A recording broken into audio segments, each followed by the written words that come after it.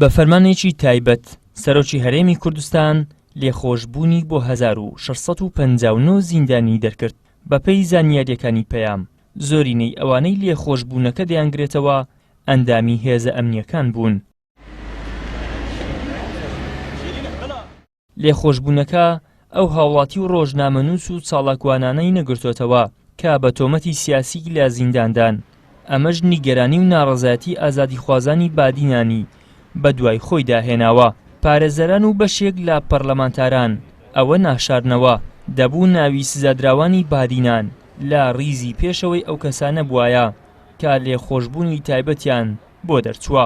بەداخەوە ئەوەی ئەمە کە چاوەڕوانمان دەکرد لێبوردن تایبەت بۆ ئەو کەسانە دەربچێت کە ئەوانەی بێگوناحن، یعنی ئەوانەی بە تایبەتی ئەوانەی بادینان و سزادراوانەی بادینان چالاکان و ڕۆژنامەنووسانی بادینان زۆر مستحقتر بوون لەوانەیە کە لێبوردنیان بۆ دەستەوە. یەکەم کەس ئەوانە لە ڕەس القائمە ناویان تێدابی، بەڵام ئەوەی ئەمە کە زانیمان و بەدەداچوومان بۆ کردیە ئەوانەی بادینانی تێدا نیە. بەداخەوە ئەوانەی بادینانش بەشێکن لە سیاسیەکان، طبعاً دەبای ئەوانەی سیاسیەکان سەردەفتەر بن لەو لێبوردنە تایبەتی سەرۆکیەکان، دەبای ئەوان لەلای لیستی پێشەوە ناوەکانیان دابنرابە، بەڵام بەداخەوە ئەوانی لەگەڵدانراوە. سەبارەت بەو لێبوردنە تایبەتی کە سەرۆکی هەرێم دەری کردووە سەبارەت بە ئەو کەسانی کە هێشتا دەستگیر نەکراون، بەپێی بەدادەچوونەکانی ئێمە لە هەرێمی کوردستان زیاد لە 5000 کەس هەیە کە ئەمری دەستگیرکردنیان هەیە و تاسا دەستگیر نەکراون و بە سزای خۆیان نەگەیشتون. ئەمە جێگەی تێبینی و هەڵوێستە لەسەرکردنە.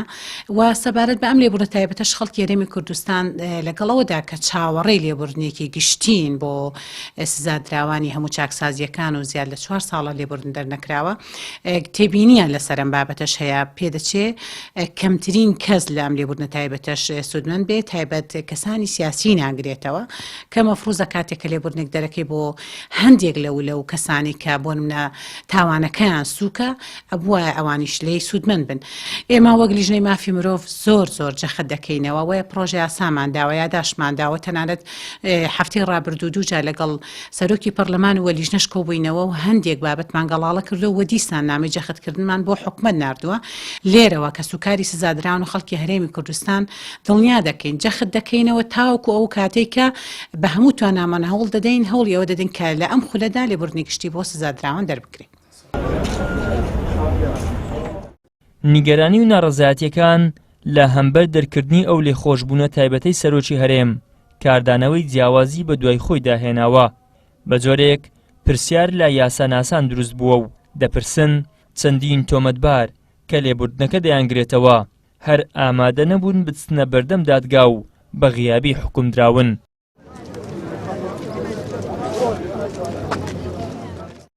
کەچی چاڵاکان و زیندانیانی بادینان کە بەپێی خۆیان چوونەتە بەردەم یاسا سەرباری ئەوەی کە کەیسەکانیان ڕێڕەوی یاسایی خۆی وەرنەگرت و لە میانی دادگایەکەشدا مافی یاسایی خۆیان پێنەدراوە کەچی لەو لێبوردنە بێبەشکراون و بەو هۆیەوە لە زینداندا دەهێڵدرێنەوە.